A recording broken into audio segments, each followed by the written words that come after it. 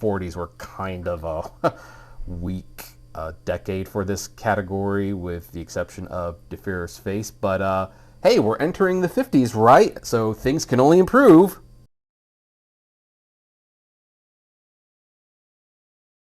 And holy cow, it looks like it is. So the very first short to win this award in the 1950 was Gerald McBoing Boing. This is a short that does not feature any established characters.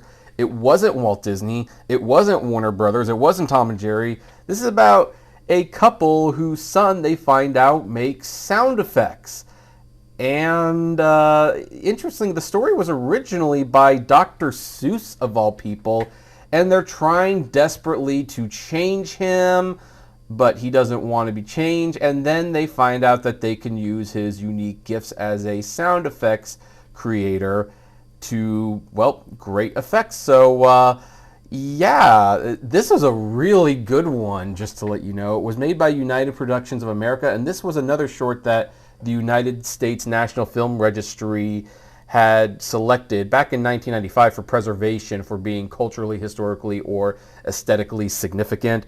And this is one that I can easily recommend to everyone. This is a very, very worthy award winner, and it would be the first of the many interesting shorts that would win. I do want to insert myself into the video here to clarify that previous comment. I don't mean to insinuate that the Disney cartoons and the Tom and Jerry and the Looney Tune cartoons are not interesting.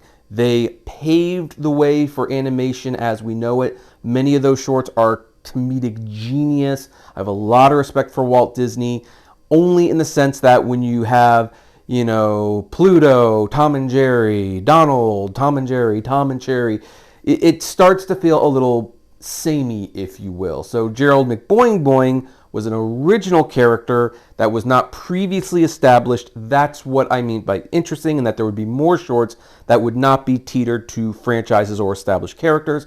That's all I'm saying. So let's continue, because the next few are more of the established characters again. Although not before we get back to the status quo with the Two Musketeers, which is a Tom and Jerry short.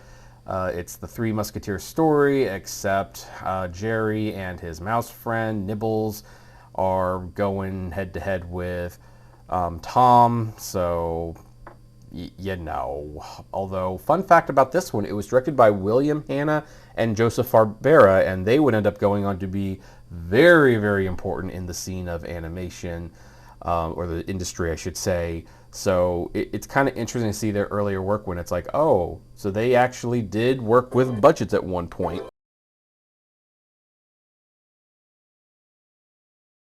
And now we talk about Johann Mouse, which is another Tom and Jerry short, but here's the thing.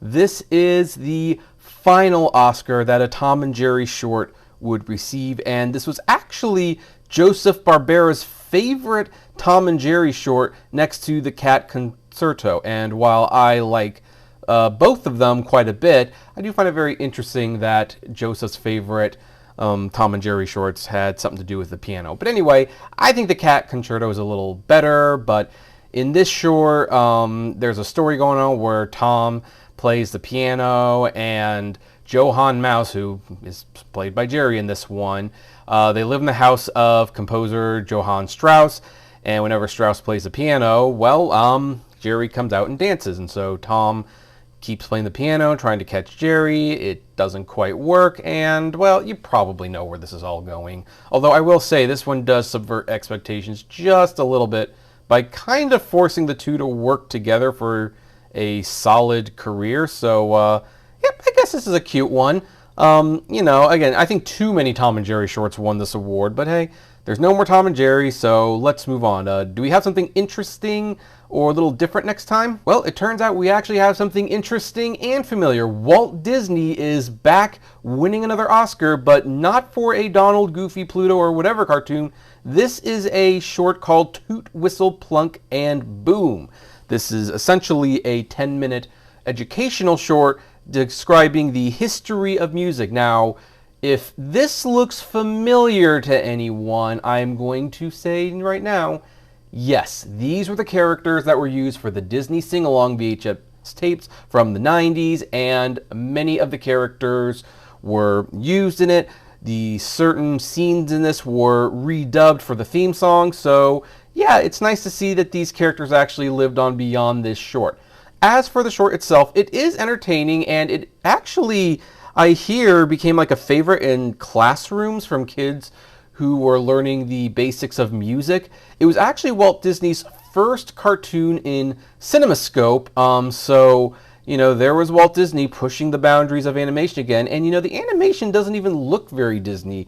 It is definitely its own unique style, so I really like this one, and I kind of wish Disney would have been a little bit more daring in some of his shorts, but this showed that he could definitely do it, and I'm glad to see the Academy awarded him for it. Alright, after that short, the next one is When Magoo Flew. Alright, folks, for those of you who are not aware of who Mr. Magoo is, he's basically a nearsighted, retired old man who gets into a lot of problems because he basically can't see what he's doing. It's a one-joke formula that is probably funny once, but not very often, and I don't think this particular Mr. Magoo short is anything special compared to the other ones that they made. In this case, Mr. Magoo thinks he's seeing a 3D movie when in fact he's on an airplane. And that's the joke. That's the whole joke. So, Mr. Magoo short won an Oscar, but it sure ain't much to write home about. The next Oscar-winning short, though, is Speedy Gonzales, and this is, well, a very important cartoon because this introduced one of the most famous Looney Tunes characters, Speedy Gonzales. I'm not entirely sure what the origin of this was. It takes place in Mexico, and Speedy Gonzales is a really, really fast mouse, and he's trying to outrun Sylvester so that he can help his mouse friends. Now, Speedy Gonzales came under a lot of fire because a lot of the Mexican mice, although not particularly in this short, I should note, were portrayed as being a little slow and dim-witted, while Speedy was definitely the fast and smart mouse.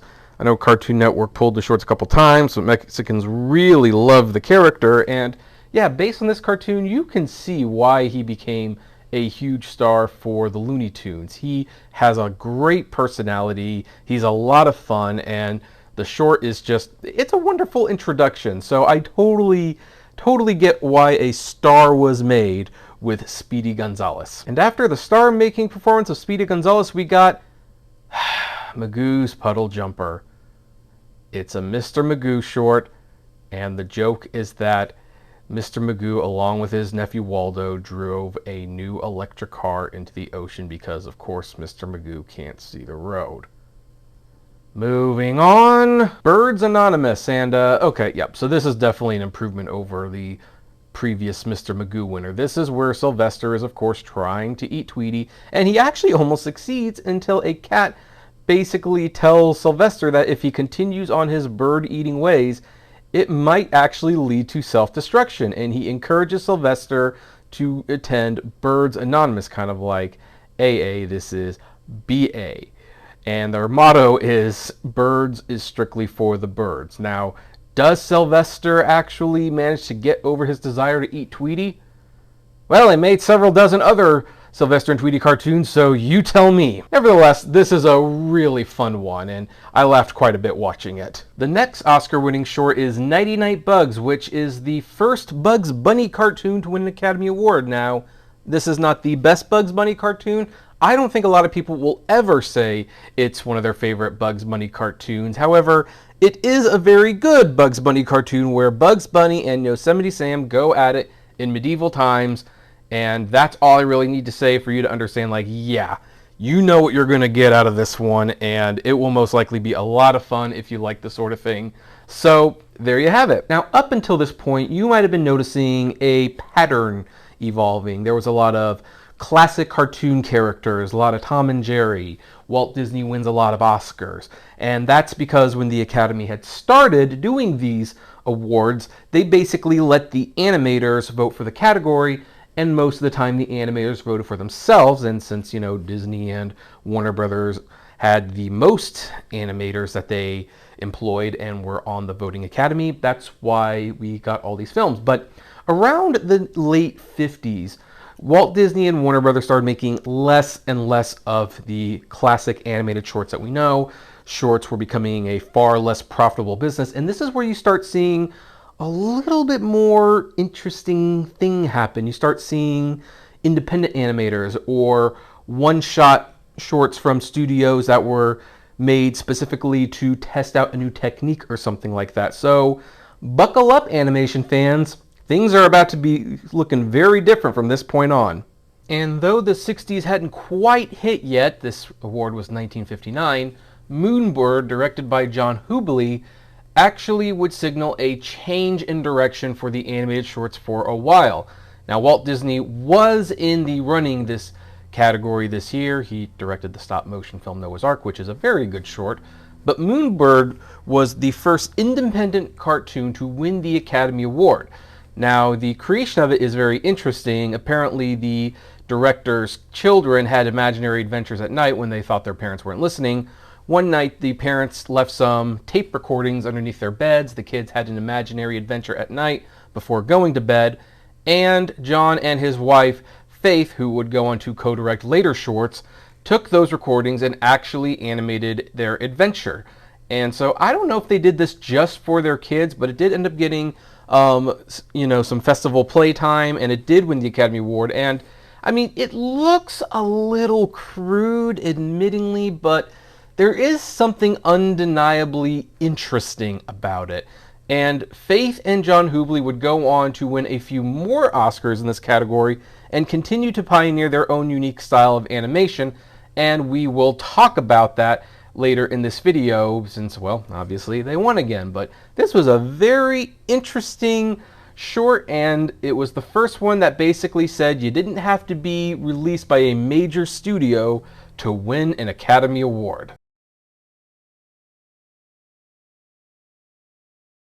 Hey, you made it to the end. Thank you so much for making it to the end. Just a few more things. First of all, the names that you see on the screen, these are our Patreon and YouTube member supporters, and I thank each and every one of them. Their support helps me make exclusive videos for Patreon and YouTube members, as well as keep the channel running, and of course is just of huge kindness to me. Also, don't forget to check out the iCritic-led podcast on Spotify, Apple, Google, Deezer, whatever podcasting service you listen to, it is there.